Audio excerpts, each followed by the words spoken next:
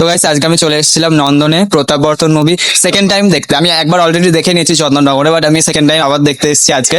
আমার এতটা ভালো লেগেছে, প্লাস আমার বন্ধু বান্ধব সবাইকে এনেছি। তো এখন আমি আমার সামনে পেয়ে গেছি স্যার সমর্পণ স্যারকে।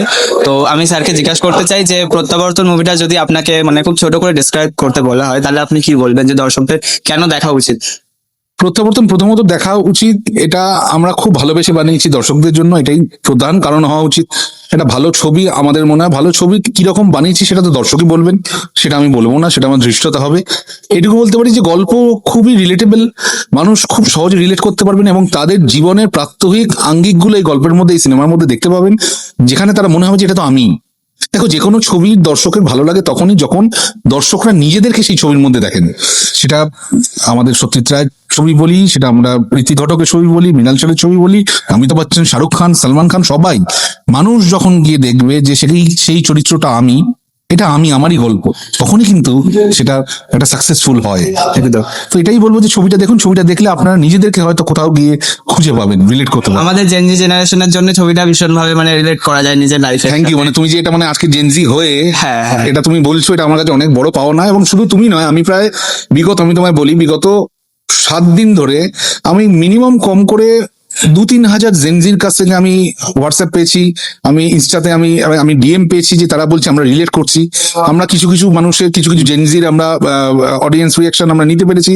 তার প্রত্যেকেই উৎফুল্ল, তারা প্রত্যেকেই বলছে যে এটা তো আমাদেরই গল্প, আমরাই যেন দেখতে পাচ্ছি নিজেদেরকে। এবং মানে শুধু জেনজি ছেলে মেয়েদের না, এবং তাদের মা বাবাদেরও মানে এটা দেখেন শেখার আছে যে ছেলে মেয়েদের সময় দেওয়া উচিত, যেটা একটা ট্যাগলাইন আছে যে সময় খুব হ্যাঁ, দেখো না দিয়ে গুরুত্ব দেখো দিয়ে সময়। দেখো, শেখানোর তো আমি কেউ নই, কিন্তু একটা কথাই বলতে পারি যে সময়কে নয়, গুরুত্বগুলোকে সময় দিন। এই কথাটা, এই ডায়লগটা লিখে আমি এটাই বলতে চেয়েছি, যেটা আমি শিখেছি। যে সময়, এতদিন পর্যন্ত আমরা জানতাম যে সময় খুব দামি, সময় খুব দামি, এবার সময়কে দাম দিয়ে কেনা আমরা শিখে গেছি। আজকে তুমি কন্টেন্ট ক্রিয়েটার হয়ে তুমি শিখে গেছো কিভাবে হাউ টু আর্ন। Yes. কিন্তু ইউ হ্যাভ টু লার্ন যে সেই আর্নিং গুলো, তোমার যে গুরুত্বপূর্ণ যে জিনিসগুলো তোমার জীবনে, মেবি সেটা তোমার বাবা মা হতে পারে, প্রেমিকা হতে পারে, বন্ধু বান্ধব হতে পারে, সিনেমা হতে পারে, যা কিছু হতে পারে, রান্না করা হতে পারে, যা কিছু, সেটাকে তুমি কতটা গুরুত্ব দেবে, এটাই তো আসল। এটা যদি হয় তবেই একটা সুন্দর জীবন তৈরি হবে। Thank you sir. Thank you, ভালো থেকো, এভাবেই তো সঙ্গে থেকো। আমি আবারও সবাইকে বলবো, সবাই প্রত্যাবর্তন দেখুন এবং বাংলা মুভি আরো বেশি করে দেখুন, বাংলা মুভির পাশে দাঁড়ান। এবং আজকালকার দিনে এরকম বাংলা মুভি যেটা নিজের জীবনের সাথে ভীষণ ভাবে রিলেটেড করা যায়, এরকম মুভি মানে আজকালকার দিনে সত্যি খুব কম দেখা যায়। এবং মানে আমার তো এতটাই ভালো লেগেছে, আমি বললাম যে আমি সেকেন্ড টাইম এসেছি, এবং আমার সাথে আরো অনেকেই আছে যারা সেকেন্ড টাইম এসেছে, এবং তাদের বন্ধু বান্ধব ফ্যামিলি সবাইকে নিয়ে এসেছি। তো ভবিষ্যতে আরো ভালো ভালো আমরা মুভি আপনার থেকে আশা করবো। থ্যাংক ইউ, ভালো ভালো সঙ্গে movie থেকো, আমরা পাবো। এভাবেই সাথে থেকো। ধন্যবাদ, থ্যাংক ইউ, ভালো তো। Thank you.